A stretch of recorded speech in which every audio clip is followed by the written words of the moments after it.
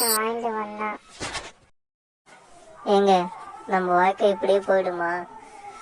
நம்மளுக்கு செலவு வேறு அதிகமாகிட்டே இருக்கு. நம்ம குழந்தைய படிப்பு செலவும் இப்போ வந்துட்டே இருக்கு. நம்ம என்னதான் பண்ணுறது? இல்லைம்மா, நீ கவலைப்படாத. நம்மளுக்கு கடவுள்னு ஒருத்தர் இருக்காரு, அவர் பார்த்துப்பாரு.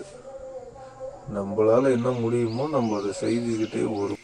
சரிம்மா, நான் போயிட்டு வரேன். போயிட்டு மாடு மேய்ச்சிட்டு வரேன். நான் போயிட்டு வரேன். குழந்தைய பார்த்துக்க, நான் கொஞ்சம் சீக்கிரமா வந்துடுறேன்.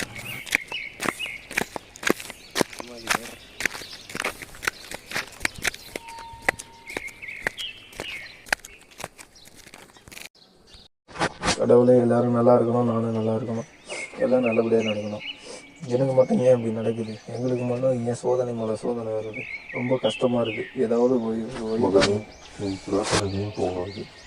நான் உனக்கு ஒரு புட்டி நிறைய தங்கம் கொடுக்குறேன். அதை வச்சு நீ நல்லது செய், நல்லது பண்ணு. அதனால உனக்கு நல்லதே நடக்கும். நீ என்ன விதைக்கிறாயோ அதுவாக தான் விளையும்.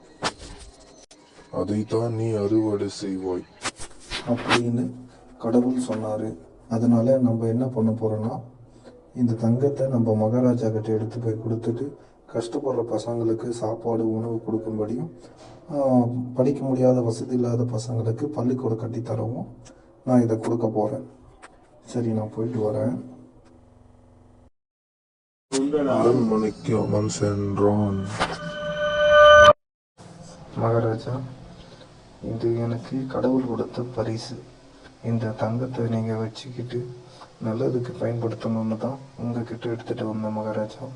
நீங்கள் கஷ்டப்படுற பசங்களுக்கு சாப்பாடும், படிக்க முடியாமல் கஷ்டப்படுற பசங்களுக்காக பள்ளிக்கூடமும் கட்டி கொடுத்தீங்கன்னா எனக்கு அதுவே போதும். அதுதான் நான் விரும்புகிறேன். சரிங்க, நீங்கள் சொல்கிறபடியே நான் செய்கிறேன். சாப்பிடுறது கஷ்டப்படுற பசங்களுக்கு சாப்பாடு, படிக்க முடியாமல் கஷ்டப்படுற பசங்களுக்கு பள்ளிக்கூடமும் நான் கட்டி கொடுப்பேன்.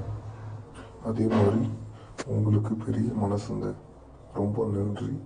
உங்களுக்கும் நான் ஏதாவது கண்டிப்பாக செய்வேன். நீங்கள் விவசாயி தானே, உங்களுக்கு நான் மாட்டு பண்ணை வச்சு கொடுக்குறேன். சரிங்களா? நீங்கள் அதை வச்சு வாய்வு நடத்திக்கிங்க.